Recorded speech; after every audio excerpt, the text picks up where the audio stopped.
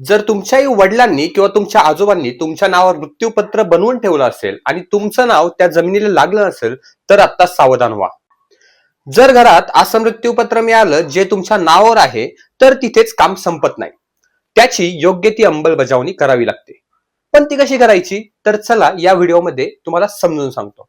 तर पहिली स्टेप म्हणजे ज्यांनी मृत्यूपत्र बनवलं आहे त्यांचं डेथ सर्टिफिकेट, मूळ मृत्यूपत्र आणि त्या जमिनीबद्दलचे सर्व कागदपत्र गोळा करा.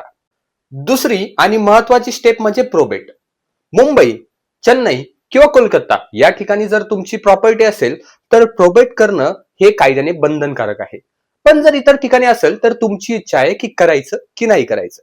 पण कधी पण सेफ साईड प्रोबेट केलेलं चांगलं आहे. जर मृत्यूपत्रामध्ये एखाद्या एक्झिक्युटरचं नाव असेल तर तोच फक्त कोर्टामध्ये जाऊन ते विल एक्झिक्यूट करू शकतो. उदाहरणार्थ जर एखाद्या वडिलांनी त्यांच्या मुलाचं नाव एक्झिक्युटर म्हणून टाकलं तर तो मुलगाच फक्त ते एक्झिक्यूट करू शकतो.